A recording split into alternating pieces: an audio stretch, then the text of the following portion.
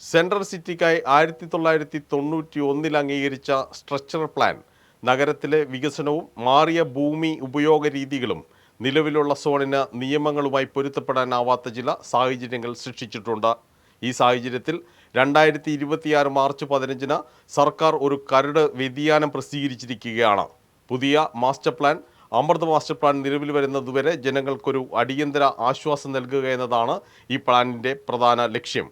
കരട് വ്യതിയാനത്തെ സംബന്ധിച്ച് പൊതുജനങ്ങൾക്ക് 60 ദിവസത്തിനകം അഭിപ്രായങ്ങളും നിർദ്ദേശങ്ങളും സമർപ്പിക്കാനുള്ള അവസരവും സർക്കാർ നൽകിയിട്ടുണ്ടെന്ന് കളമശ്ശേരി മുനിസിപ്പൽ ചെയർമാൻ ജമാൽ മണക്കാടൻ കളമശ്ശേരിയിൽ നടത്തിയ വാർത്താ സമ്മേളനത്തിൽ പറഞ്ഞു.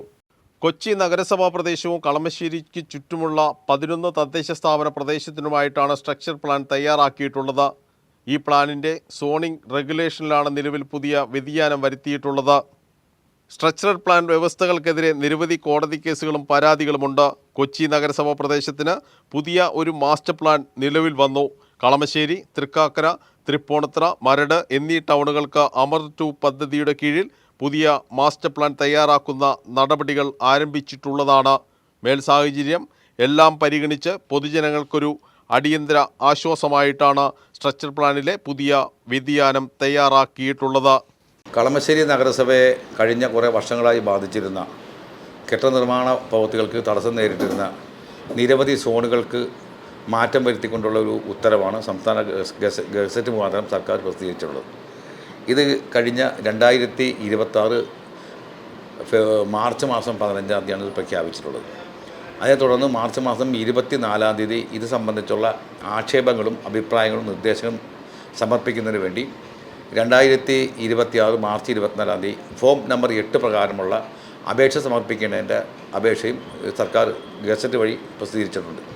അപ്പോൾ കളമശ്ശേരി നഗരസഭയിലെ ചില പ്രദേശങ്ങൾ, പ്രത്യേകിച്ച് വെള്ളപ്പൊക്കവുമായി ബന്ധപ്പെട്ട് സർക്കാരിൻ്റെ ഡിസാസ്റ്റർ മാനേജ്മെൻറ്റിൻ്റെ ലിസ്റ്റ് പ്രകാരം നോക്കിയ ചില വാർഡുകൾക്ക് ഹൈ റിസ്ക് ഏരിയയായി പ്രഖ്യാപിച്ചുകൊണ്ട് അവിടെ നിലവിലുള്ള 300 m² എന്ന് പറയുന്നത് 500 m² ആയി ഉയർത്തിയും ബാക്കി ചില ഭാഗങ്ങളെ പൂർണ്ണമായി ഒഴിവാക്കിയും എല്ലാ പ്രദേശങ്ങളിലും എല്ലാ രീതിയിലുള്ള കെട്ടിട നിർമ്മാണങ്ങൾ ആരംഭിക്കുന്നതിന് വേണ്ടിയുള്ള ഒരു പ്രവൃത്തിയാണ് ഇപ്പോൾ ഈ ഡിപ്പാർട്ട്മെൻറ്റ്, ടൗൺ പ്ലാനിംഗ് ഡിപ്പാർട്ട്മെൻറ്റ് പ്രസിദ്ധീകരിച്ചിട്ടുള്ളത്.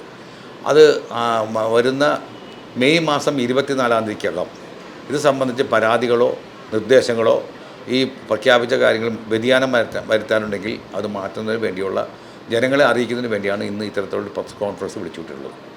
ജനങ്ങളെ ഈ കാര്യങ്ങൾ ബോധ്യപ്പെടുത്തുന്നതിന് വേണ്ടി സർവേ നമ്പറുകളെ സംബന്ധിച്ച് വ്യക്തത വരുത്തുന്നതിന് വേണ്ടി നഗരസഭ മെയ് 1 മുതൽ ഇവിടെ ഒരു ഹെൽപ്പ് ഡെസ്ക് ആരംഭിക്കും.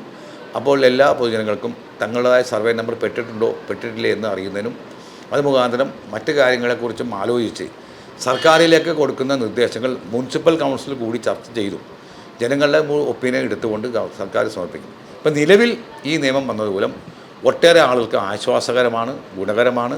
പല പദ്ധതികളും കളമശ്ശേരിക്ക് വരാനുള്ള സാഹചര്യം ഉണ്ടാകുന്നു.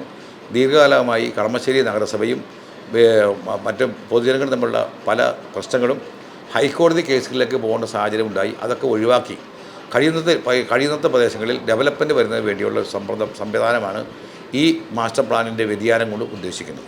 അപ്പോൾ സ്വാഭാവികമായും കളമശ്ശേരിയിൽ വലിയൊരു സമഗ്രമായ മാറ്റത്തിന് ഇത് ഉപകരിക്കുമെന്നാണ് എനിക്ക് പറയാവുന്നത്.